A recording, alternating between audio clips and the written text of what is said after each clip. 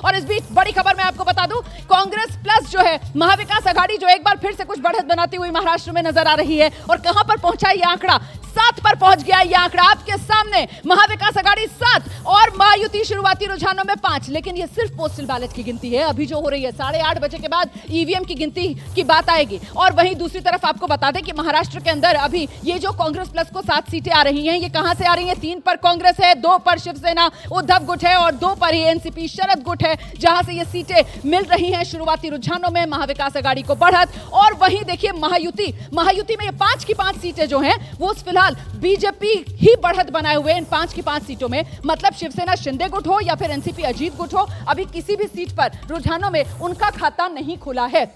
तो महायुति में सिर्फ बीजेपी अभी जो महायुति के नंबर को आगे लेकर जा रही है। महाविकास आघाड़ी में और लीजिए रुझान बदल गया है और रुझान इस तरीके से बदला है कि महायुति के अंदर अब जो महायुति है महाराष्ट्र में वो बढ़त बनाती हुई 11 पर पहुंच गई है और महाविकास आघाड़ी 10 पर आकर रुक गई है। अब ये 10 जो है वो किस तरीके से ब्रेकअप होकर आएगा महाविकास आघाड़ी में और 11 का ब्रेकअप क्या आ रहा है महायुति के अंदर, ये आपके सामने है। बीजेपी 5, शिवसेना शिंदे गुट ने भी 3 सीटों पर बढ़त बना ली है, एनसीपी अजीत गुट ने भी 3 सीटों पर बढ़त बना ली है और 5-3-3 मतलब 11 पर महायुति की गाड़ी पहुंच चुकी है। महाविकास आघाड़ी आप देख रहे हैं 10 सीटों पर, जिसमें कांग्रेस 3 है, शिवसेना उद्धव गुट 2 है, एनसीपी 2 है। तो कुल मिलाकर इस तरीके से तस्वीर बदलती हुई। वहीं झारखंड में मुकाबला बेहद कड़ा हो रहा है। कांटे की लड़ाई झारखंड में पहले भी माना जा रहा था और ऐसे में 81 झारखंड की विधानसभा सीटें, जहां एनडीए गठबंधन बीजेपी का गठबंधन 5 पर है और झारखंड मुक्ति मोर्चा कांग्रेस वाला गठबंधन जो है वो 10 पर पहुंच गया है और बीजेपी गठबंधन जो है वो 9 पर रह गया है फिलहाल। तो ये बिल्कुल बराबरी का मामला, चाहे झारखंड हो चाहे महाराष्ट्र हो,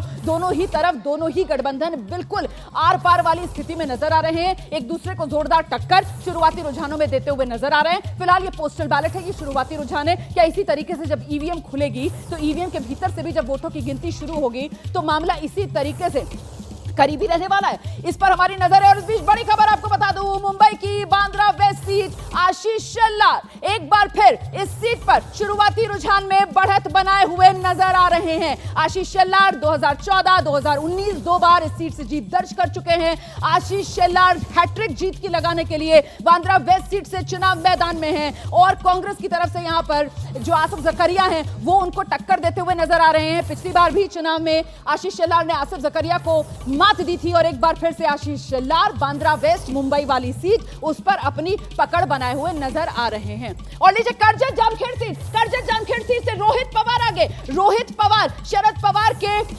ग्रैंडसन के तौर पर जाने जाते हैं। 2019 में भी इस करजत जामखेड़ सीट से रोहित पवार ने जीत दर्ज की थी और एक बार फिर करजत जामखेड़ सीट से रोहित पवार आगे। और इस बीच आपको बता देते हैं कुछ और बड़ी जानकारियां जो सामने निकल कर आ रही हैं।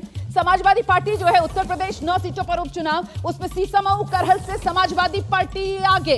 सीसामऊ और करहल की सीट बेहद महत्वपूर्ण इसलिए हो जाती है क्योंकि एक सीट से खुद तेज प्रताप यादव, दूसरी सीट से नसीम सोलंकी जो चुनाव मैदान में है और इन दोनों ही सीटों पर फिलहाल समाजवादी पार्टी की पकड़ बनी हुई है। करजत जामखेड़ से रोहित पवार ने बढ़त बना ली है। राम शिंदे को रोहित पवार ने 2019 में इस सीट से हराया था और एक बार फिर रोहित पवार आगे बढ़ते हुए। और लीजिए महाराष्ट्र के अंदर नंबर बदला, महायुति 15 पर पहुंच गई है, कांग्रेस गठबंधन जो है वो 12 पर है, महायुति आगे, महाविकास आघाड़ी थोड़ा पीछे। ये मामला इसी तरीके से ऊपर नीचे चलता हुआ अभी तो सिर्फ 8:15 का वक्त हो रहा है। मतलब अभी सिर्फ पोस्टल बैलेट है जिसकी गिनती चल रही है और उसी पोस्टल बैलेट की गिनती में देखिए किस तरीके से जो नेताओं की धड़कनें हैं वो ऊपर नीचे क्योंकि नंबर जो है वो ऊपर नीचे लगातार चल रहा है।